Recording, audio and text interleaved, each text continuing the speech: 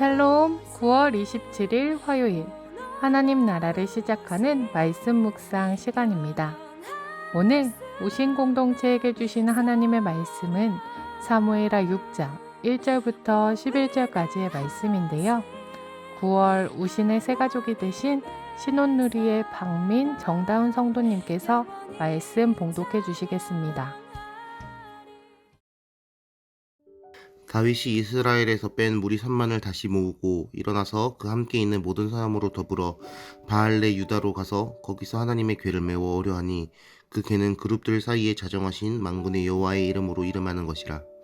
저희가 하나님의 궤를 새 수레에 싣고 산에 있는 아비나답의 집에서 나오는데 아비나답의 아들 우사와 아효가 그 새 수레를 모니라.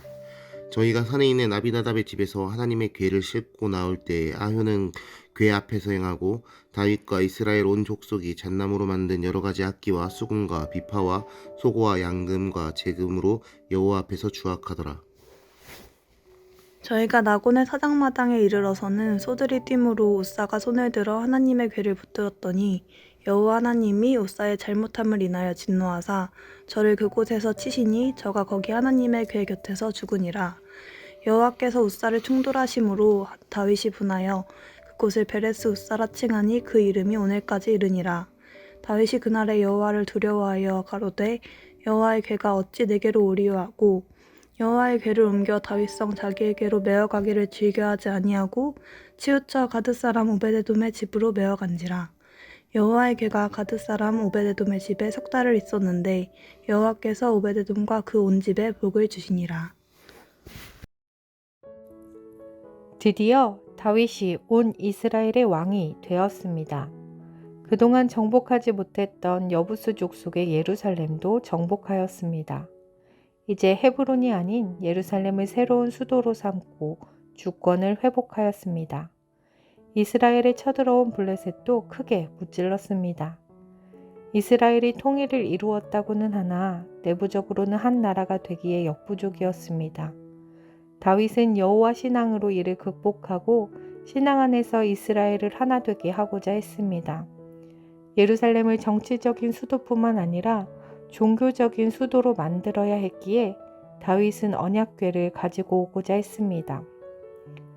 다윗은 언약궤를 옮기기 위해 많은 준비를 했습니다. 언약궤가 있는 바알레 유다는 블레셋 땅에서 가까운 곳이었고 언약궤를 운반하는 과정에서 블레셋과 군사적 충돌이 있을지도 모르기 때문에 블레셋과의 전쟁 경험이 있던 자들 중에 3만 명을 선발하였습니다. 이 수에는 군사뿐만 아니라 백성들의 대표들도 포함되어 있었습니다. 새 수레를 만들고 왕이 직접 나서서 언약궤를 옮기는 일에 앞장서고 온 백성의 동의를 얻어 백성의 대표들이 동원되고 악대가 동원되어 여호와 앞에서 악기를 연주하였습니다. 이러한 모습을 통해 다윗이 얼마나 언약궤를 옮기는 데 진심이었는지 알 수 있습니다. 성경은 다윗이 철저하게 모든 것을 다 쏟아 준비하는 다윗의 열심과 정성, 그리고 다윗이 사용한 인간적인 수단과 방법을 장황하게 나열하여 기술하고 있습니다. 그 이유는 무엇이었을까요? 인간이 할 수 있는 모든 것을 다 해도 하나님의 일은 하나님의 방법대로 하지 않으면 준비가 되지 않은 것을 알려주기 위함입니다. 민수기 3장 15절의 말씀입니다. 진영을 떠날 때에 아론과 그의 아들들이 성소와 성소의 모든 기구 덮는 일을 마치거든 고앗 자손들이 와서 맬 것이니라. 그러나 성물을 만지지 말라. 그들이 죽으리라. 회막 물건 중에서 이것들을 고앗 자손이 맬 것이며. 여호와의 궤는 하나님의 방식대로 옮겨져야만 했습니다. 제사장들이 여호와의 궤를 메고 운반해야 했습니다. 그러나 다윗이 택한 방법은 수레였습니다. 블레셋 사람들이 여호와의 궤를 이스라엘에 돌려보낼 때 사용했던 방법이었습니다. 결국 이 방법은 비극의 원인이 되었습니다. 나곤의 타작마당에 이르러 수레를 끌던 소들이 뛰자 뒤따라오던 우사가 손을 들어 하나님의 궤를 붙들면서 여호와께서 진노하사 우사를 치시고 우사는 결국 하나님의 궤 곁에서 죽고 말았습니다. 결국 여호와의 궤를 옮기려고 했던 다윗의 많은 준비들은 하나님의 뜻에서 벗어나는 열심이었던 것입니다. 그러고 보니 오늘 본문에 빠져 있는 문장이 있었습니다. 바로 여호와께 여쭈어라는 문장입니다. 바로 앞장인 5장에서 다윗은 여호와와 함께하였고 자신을 이스라엘의 왕으로 세우신 분이 하나님이신 것을 분명히 알았습니다. 그러하기에 블레셋과의 전쟁에 앞서 여호와께 여쭈어 보았습니다.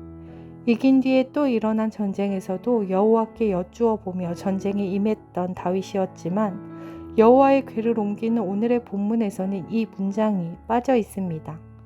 여호와의 궤를 가져와 여호와 앞에 엽줍기 위한 것이었고 여호와의 궤를 옮기기 위해 진심을 다해 자신이 할 수 있는 모든 것을 다했던 다윗이었지만 정작 여호와께 여쭈어 보지 않았습니다. 하나님의 뜻과는 다르게 행한 것이었습니다. 하나님이 기뻐하시는 일, 하나님의 사역이라고 생각하고 준비하지만 하나님께 여쭈어 보지 않는다면 하나님의 뜻과는 다른 일을 행할 수 있다는 사실이 하나님의 교회에서 하나님의 일을 하고 있는 저에게는 더 뼈아프게 들리는 말씀인 것 같습니다. 하나님께 여쭈어 보는 목회자, 하나님께 여쭈어 보는 교회, 하나님께 여쭈어 보는 성도들 한 사람 한 사람이 되길 간절히 소망합니다. 기도하겠습니다.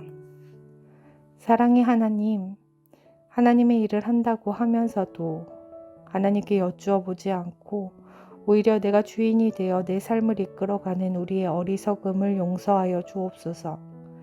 우리 삶의 주인이 하나님이시기에 내 삶의 자리에서 하나님의 식과 법을 고집하게 하옵소서.